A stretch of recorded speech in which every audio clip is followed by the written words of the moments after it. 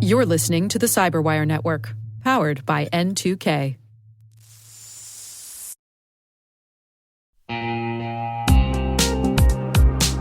Ever wished you could rebuild your network from scratch to make it more secure, scalable, and simple? Meet Meter, the company reimagining enterprise networking from the ground up. Meter builds full-stack, zero-trust networks, including hardware, firmware, and software, all designed to work seamlessly together. The result? Fast, reliable, and secure connectivity without the constant patching, vendor juggling, or hidden costs. From wired and wireless to routing, switching, firewalls, DNS security, and VPN, every layer is integrated and continuously protected in one unified platform. And since it's delivered as one predictable monthly service, you skip the heavy capital costs and endless upgrade cycles. Meter even buys back your old infrastructure to make switching effortless. Transform complexity into simplicity and give your team time to focus on what really matters, helping your business and customers thrive. Learn more and book your demo at meter.com/cyberwire.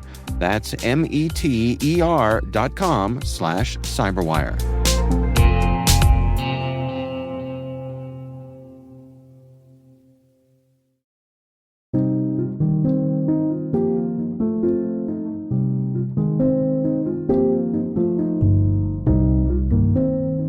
My name is Laura Hoffner, and I'm the Executive Vice President at Concentric.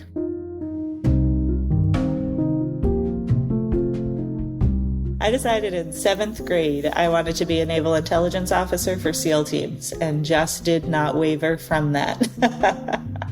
It was so specific, my goodness. So originally joining the Navy was based off of my grandfather, who was drafted in World War II, and he was a surface warfare officer in the Navy, and my goodness, he made it sound so exciting, and I knew I wanted to travel the world.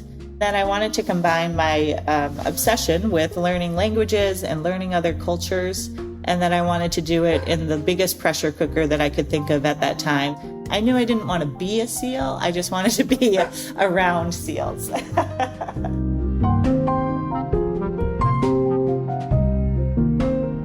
So I really focus on languages specifically, and then really trying to understand human plight, for lack of better words. So being in those crisis situations with humans and making myself very much used to that and responding to it. So I went to Wake Forest University.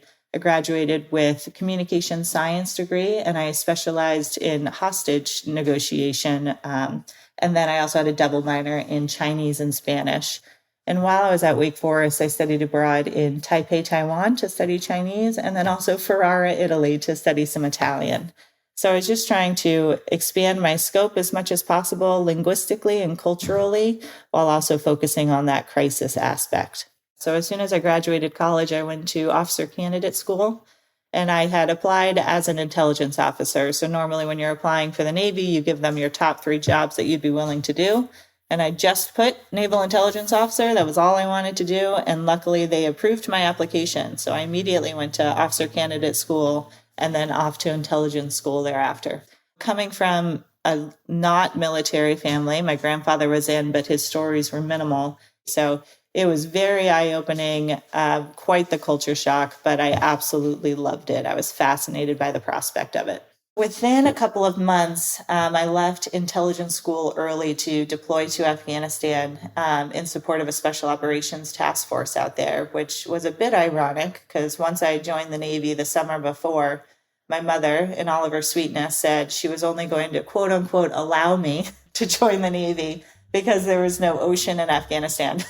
So there I was 4 months later in Afghanistan, unfortunately. So that was my first of 5 trips to Afghanistan. And when I came back, I was able to do an amazing tour in Washington, D.C. at the Office of Naval Intelligence, and then went over to SEAL Team 7 in San Diego, California for a couple of years, where I was able to do a couple of more pumps out to Afghanistan. Then moved out to Stuttgart, Germany, where the Navy definitely held up their bargain of join the Navy, see the world. So I was able to travel and work in about 57 countries in those few years. And then I finished my active duty career as a Naval Intelligence Officer, again for SEAL teams based out of Virginia Beach for my last 3 years. And that ended just in 2020. So I had goals, of course, in 7th grade of doing the intelligence officer at SEAL teams, and so was able to get to the billet where it's kind of the culmination of what you can do as an intelligence officer supporting the SEAL teams directly.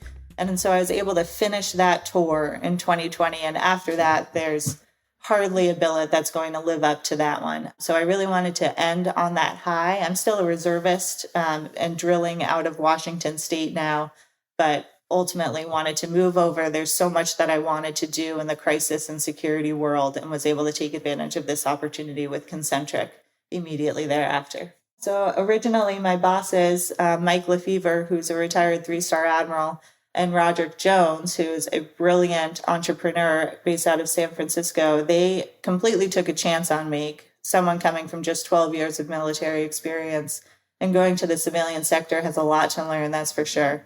So originally I was hired as Roderick's executive assistant and then moved on to chief of staff within a couple of months, which was a role that I hadn't considered, but is exactly what you do as an intelligence officer when you're supporting those SEAL teams. You have to do a little bit of everything, talk to everybody, have good relationships, and truly understand what the strategic intent is and the tactical execution of it. So I genuinely enjoyed my chance as chief of staff with Concentric. And then just last week, I moved over to being the executive vice president of risk solutions. So continuing to expand the purview of what I'm doing with the company, and ultimately just incredibly benefiting from unbelievable mentors at the company itself.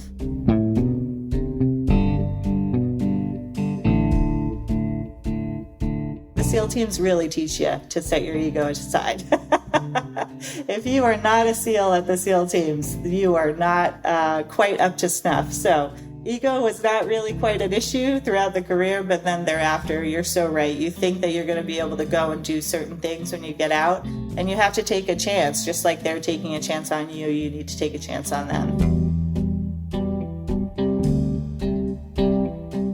I would say do not waver. So when I came home in 7th grade and told my mom that that was going to happen, I think she just laughed at me. And I knew specifically I wanted to deal with hostage rescue and hostage negotiations, which I was able to do. But at the time, Mom didn't think that that was an actual job in the world. So it was a matter of knowing exactly what I wanted to do and bore sighting on that, which is normally seen as a negative. But I figured even if I couldn't make that happen, my goodness, what was I setting myself up for? It was only greatness that could come if I didn't quite make it where I wanted to be. So set those sights high and do whatever you need to do in order to get there. It sounds very cliche with that, but just don't waver. In college specifically, I was originally trying to do that triple major in 3 years with 3 jobs in order to afford it. And unfortunately, did not have the most fun at college. So when my kids go through college, they're going to be partiers. They're going to join the sorority or fraternity. They're going to truly enjoy their time, because I screwed up on that aspect and didn't thoroughly enjoy it, the opportunity that I had there. You know, I hope that I get disassociated from the work, but I hope that during this time, good things were done. So that was another reason for hanging up the active duty hat, at least, was I will always be able to look back on those 12 years and know that I genuinely made a difference. People are safer because of what me and my team were doing. People are back home because of what we were able to do. Their lives were saved. And so I will, if I die tomorrow, will be very proud of everything that we were able to do as a team.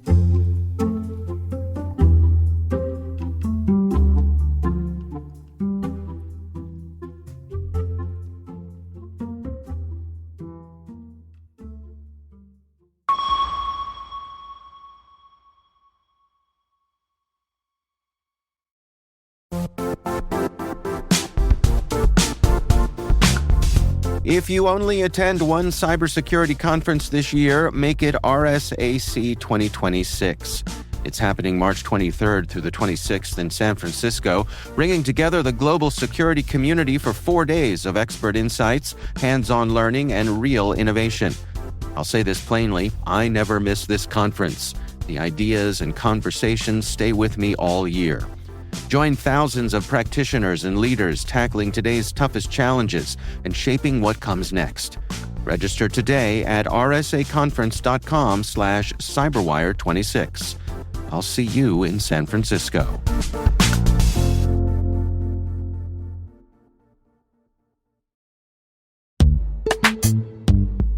Most environments trust far more than they should, and attackers know it.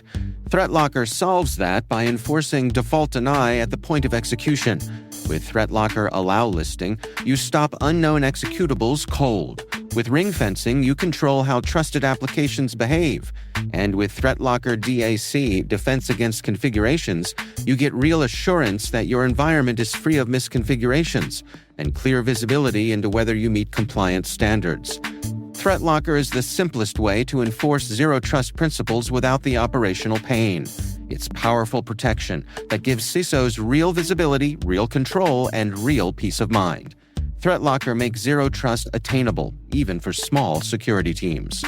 See why thousands of organizations choose ThreatLocker to minimize alert fatigue, stop ransomware at the source, and regain control over their environments. Schedule your demo at threatlocker.com/N2K today.